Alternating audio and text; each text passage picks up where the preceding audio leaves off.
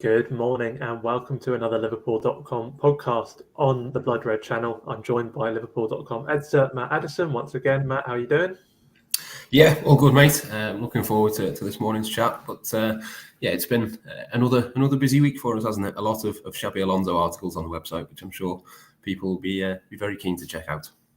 Yeah, absolutely. He's been the story this week. It's almost easy to forget that Liverpool are sort of in a quadruple push themselves with the kind of hype around Alonso. You do feel a bit bad for Klopp that sort of Alonso has come to prominence so much in conversation, but it's impossible not to think about what comes next. And in a way, that's a testament to Klopp because it's only such a big question because the task of replacing Klopp is so huge. And I think we've sort of reached the point where there's almost consensus really that Alonso is the man for the job, which is it's pretty remarkable that he has risen to that prominence so quickly. We did do a show last week looking at Alonso and other contenders, so be sure to check that out. There are other names in the mix, but we are at this point where Alonso is the one, aren't we, Matt? Do you think he's sort of head and shoulders above everyone else at the minute? I think so. I think that's the conclusion that I've come to, certainly. I think that, to be fair, that's what we said last week, isn't it, really? He was the number one pick. There are others. I know a few people this week on Twitter, or X, as I should say, have messaged me and said, well, what happens if Alonso says no?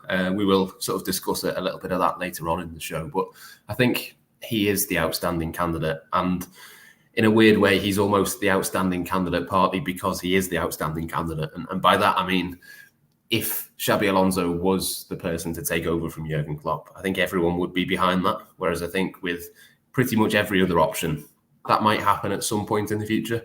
But right away, there might be a few more questions. If it was, De Zerbi, can he translate what he's done with Brighton? Is there a bit of a question mark over Brighton's form? Can he do that with Liverpool? Ruben Amorim was one that we discussed last week with him as well. There's maybe a question mark over, how long would it take for him to adjust to coming into the Premier League? Would he adjust to being a bigger club with much bigger expectations as quickly? I think there are question marks, obviously, about Xabi Alonso. He's not Jurgen Klopp. He's not at the peak of his managerial career, but it just feels to me like if it was Alonso, everyone would instantly get behind him and be on board with it. He'd probably get more time to adjust to the situation and how it's going to be next season. I think Liverpool fans would be more patient with him, but I think that's an element of it that we shouldn't underestimate because it's easy to forget, really. Before Jurgen Klopp, for as long as I can remember, there's always been, certainly at the very least, small portions, but quite often large portions of the Liverpool fan base of, whoever has been in charge. There's always been questions. Brendan Rodgers obviously nearly wins Liverpool the league, but that wasn't enough to convince everybody to be on his side. There were question marks from the day he came in. Obviously, Roy Hodgson is an extreme example, but you even go back to Rafa Benitez. There were certain questions at certain points of were Liverpool in the perfect position managerially with him. I think with Jurgen Klopp, we've kind of come to forget that, really. And I think with Xabi Alonso, that's the closest you can get to that continuity of pretty much 100% of the Liverpool fan base. If it was Xabi Alonso, I think would be excited and would certainly be on board with what comes next. Yeah, and I suppose you could say the same about the players as well, in a way. I mean, they're all professionals. You would trust that they sort of give any new manager a fair crack of the whip. But in the back of their minds, even sort of subconsciously, if you have someone who comes in with that kind of cachet, that kind of name recognition already, Alonso garnered so much respect in his playing career. And of course, he's one of the most exciting young managers out there. So he comes in and you feel like there would be that kind of instant respect, that instant sort of receptiveness to what he has to say. From reports out of Germany, it seems like he's very kind of active in training as well. Of course, he's not that long retired in the grand scheme of things. I worked out for a piece the other day. It's around 7 years, which is pretty remarkable. It doesn't feel like that long at all. But, the point being that he's still of an age where he can get involved in those training sessions. He can do what he's telling his players to do. If he wants to show someone how to do it, he can demonstrate it. And, that's sometimes as much of a curse as it is a blessing. You look at Steven Gerrard and you wonder if maybe he's frustrated as a manager because the players can't do what he could do as a player to a certain extent. But Alonso seems to have harnessed it as a positive. And I think that would be a kind of lift to the players to have someone who can come in and play that role. And like you say, just instantly command respect from all sides, really. But I think what's really got people, even more excited in the last few days is that Bayern game. I mean, I don't know whether you were able to catch all of that, but it was a real statement, wasn't it? Yeah, it certainly was. I wasn't able to catch it live because unfortunately they didn't have it on in the Anfield press room. I was kind of hoping that they'd have it on in the background, but for some reason the TV wasn't turned on. But yeah, I've seen obviously highlights, and we've written extensively about that game and sort of what it means within the Bundesliga title race. It's obviously a statement. You know, teams don't restrict Bayern Munich in the same way. I think you could see from the Thomas Muller interview afterwards quite how annoyed he was about how poorly his team had played, and obviously there's an element of Bayern underperforming and Thomas Tuchel not doing enough with the squad that he's got. But clearly, you know, for Xabi Alonso and Bayer Leverkusen to be in the position that they're in, he's obviously doing a lot right as well. So I think that was an example really of exactly what Liverpool should be looking for. This is a manager who is overperforming against expectations. He's overperforming against a team that has a lot more money and a lot more sort of talent, I suppose, on paper, which is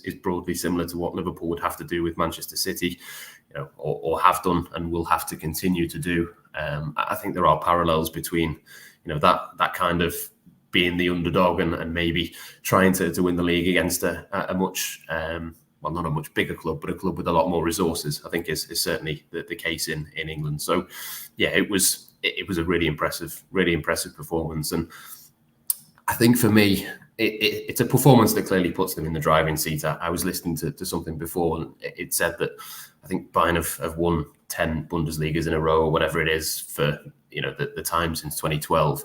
I think only twice in that period have they at this point in the season had more points than what Bayer Leverkusen have got now. So it's not like the league has dropped off this season and Bayer Leverkusen have taken advantage. They've really got to that kind of level of consistency. They're obviously unbeaten. No team in Germany has ever gone a whole season unbeaten.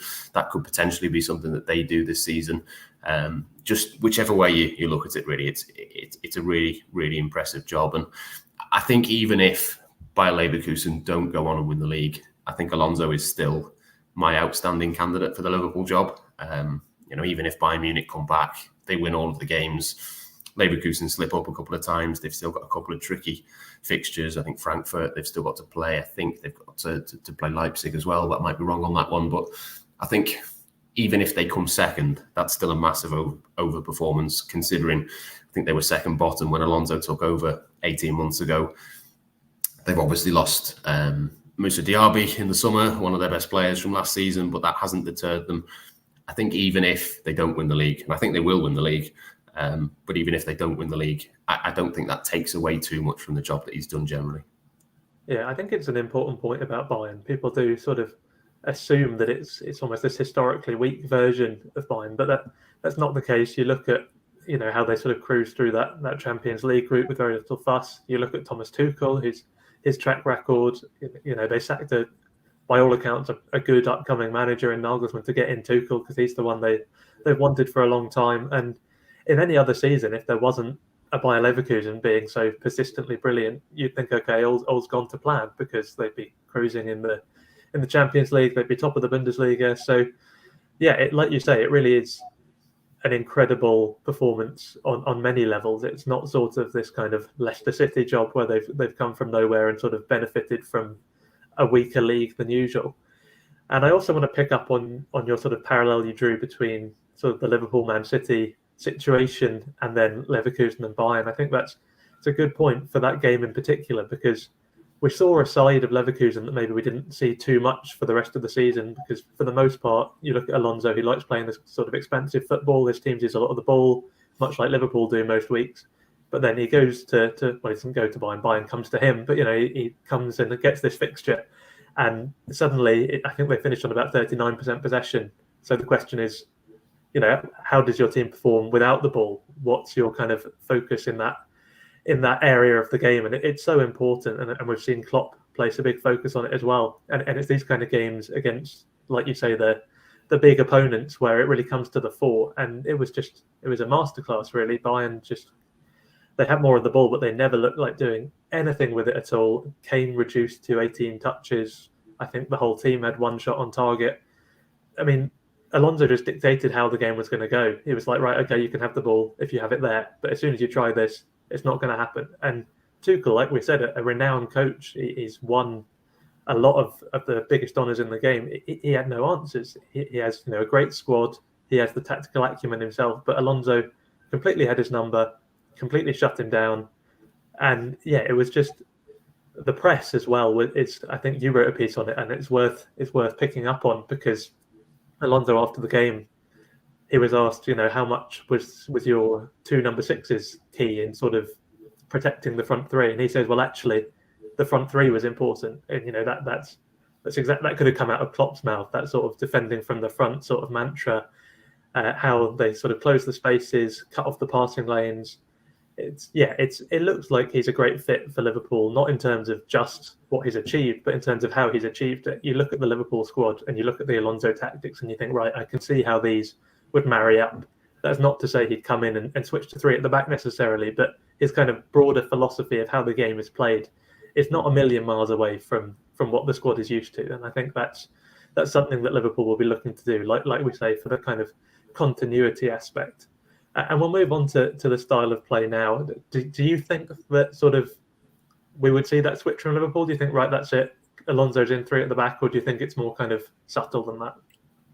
I think it's more the broad principles of what he wants to do. I don't think this Liverpool squad, for example, is particularly well set up to have a back three. I don't think they've got enough centre-backs at the moment anyway. I think we'd probably all like one more just to be a little bit safer. Obviously, Matip is out of contract and we don't know what's going to happen with him. But I think to go three at the back full-time would be a bit of a change. But I don't think you have to play three at the back to do some of the things that Alonso is doing with this team. I think that the sort of attacking system that he sets up, he's probably got very different players at Leverkusen to what he would have at Liverpool. There's sort of number 10 type players that Liverpool have got, but maybe not in the same way as Florian Wirtz. I don't think Leverkusen necessarily have players who play wide in the same way as Luis Diaz, for example. He tends to use Alex Grimaldo, the left wing back, as the width, and maybe Diaz could do a similar sort of job, but obviously you're not going to see Luis Diaz playing effectively left back out of possession. So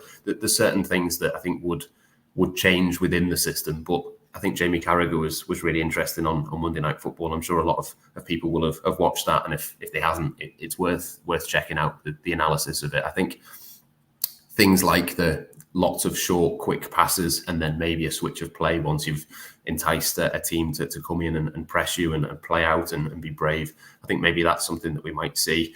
There was a graph that Jamie Carragher put up on the screen in the Sky studio where it showed sort of where Liverpool are for the short passes and the number of passes per game compared to Manchester City. Leverkusen are much more sort of Guardiola-like rather than Klopp-like. But equally, I think Klopp is probably more Guardiola-like now than what he was when he first came in. So there's maybe a bit of a sliding scale in terms of where that would be. I think there would be things that change with Liverpool, but I also think one of the key strengths with what Alonso has done with his team so far, Sociedad and obviously now Leverkusen as well, is he's adapted to the players that he's got. I don't think we should look at it and think, well, he plays 3-4-3 or 3-4-2-1 or whatever you want to call it at Leverkusen, so that's what he'd squeeze these Liverpool players into. I think he's very, very much got a clear idea of what he wants to do in and out of possession, but I think he's even said it himself. He doesn't really think about formations as formations. I know, again, the Carragher analysis was very much along the lines of he does one thing with the ball and a very different thing without the ball. I think you can kind of see a fluidity to the way that he's coached and managed so far. And I think the broad strokes would be similar, but I don't think it would necessarily be a case of suddenly Virgil van Dijk's got two players next to him instead of one. I think it would be it would probably be more subtle in terms of how it looked to be written down, if not actually in practice. Yeah, and the Guardiola influence, of course, would make sense given that he played under him for a reasonable stretch. We've talked at length that the kind of enviable playing CV he has in terms of who he worked under, so it almost seems predestined that he would become a great coach with some of those names that he could take different things from. I mean, he's his own coach at the end of the day. He said the same himself, but when you're that kind of player anyway, sort of at the base of the midfield, you're watching the game play out in front of you, and then you're getting these instructions from some of the greats of the generation, it can't hurt. And I suppose we talk about how the squad matches up with what he does at Leverkusen. That of course he has the option to add to the squad himself. You look at Liverpool's spending in the last year or two. You look at the big money bid that went in for Moises Caicedo, which of course came to nothing, and then it was Endo and Gravenberch to end the window. So much sort of more modest spends. It's not as simple as the Caicedo money just sitting in a bank account somewhere ready to be spent. But you would assume to a certain extent that when the new manager comes in, they'll have some kind of funds to make the squad their own. So if he did want to go to three at the back, we mentioned that Liverpool would kind of want that extra centre back anyway. Maybe we could be looking at an elite centre back coming in, and then it's more on the table. Yeah, absolutely. And Liverpool have obviously shown that they've got a lot of young players that are set to come through. I know Luke Chambers was linked with a move to Bayern Munich, to Bayer Leverkusen, last summer. So that is obviously a player, if that was the case, maybe he's someone that Alonso might like to work with, for example. Or we've seen, Kwanzaa maybe not come out of nowhere, is probably not quite fair to put it like that, but has certainly stepped up a lot more than what we thought. And again, we've seen, similar to Klopp, we've seen Alonso do a lot of work with young players and bringing through talents and trusting them to set up in senior matches and big occasions. So I think that the transfer point is interesting. The youth products is interesting as well. I think there's a couple of different ways really that you can evolve, and just because Liverpool don't necessarily have those players now, it doesn't necessarily mean that they wouldn't in the summer. But I think he's, like I say, very much someone who would assess that and look at the best way to get the best out of the group that he's got, rather than just being completely fixed to one way of playing it. It might take a little bit of time.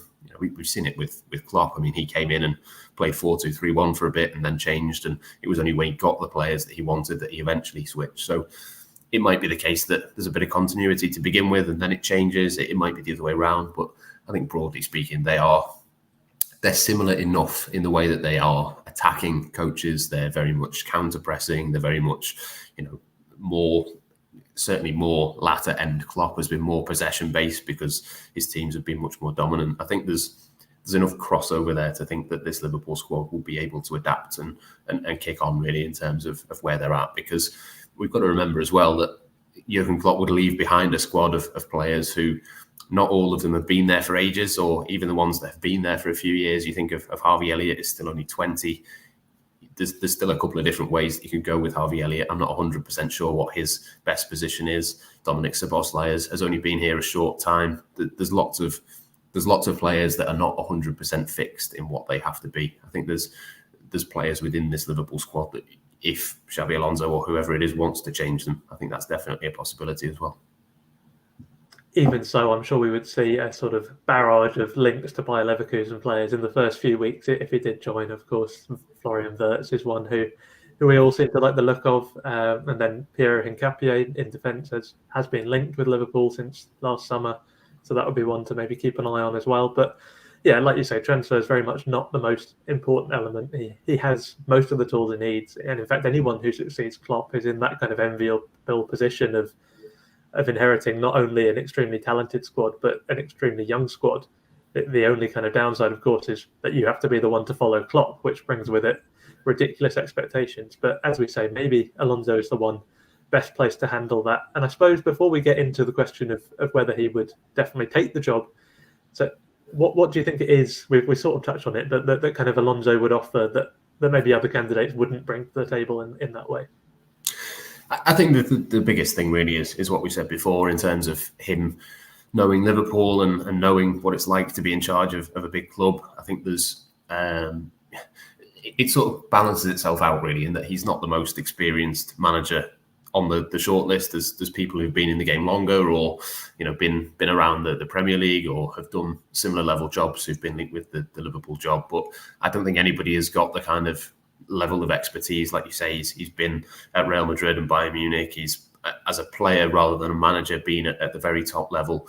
I know it doesn't always translate, and we've seen with Xavi, I mean, he was at Barcelona for so long and such a key player for them. But as a manager, he's obviously leaving in the summer because he doesn't feel that he's able to continue. It's took a bit more of a toll on him than what he thought it would do. And you'd think if anybody could cope with it, it would be someone like him. So it's not a perfect science in terms of Xabi Alonso has been there as a player, so maybe he can do that same sort of level of sort of being able to manage the expectations or whatever it might be. But I just think he's someone who would get behind what Liverpool is about. The fans would get behind him. It just makes sense, really, I think, as a next step. And I know we're going to come on to the question of would he take it, but I just think he'd back himself. He's obviously someone who, throughout his career, has backed himself to go from Liverpool to Real Madrid and get into that team.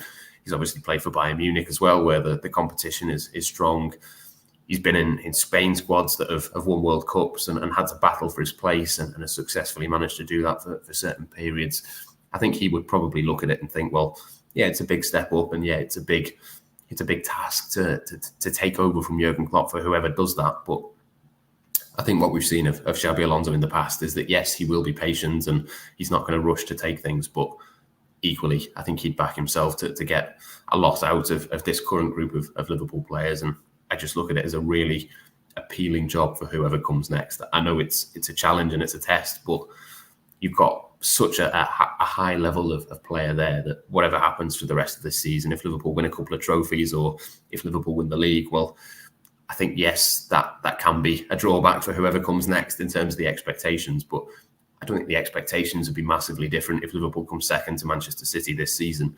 The expectation is that they go and challenge for the league next year, whoever the manager is. So I don't personally think it changes that much.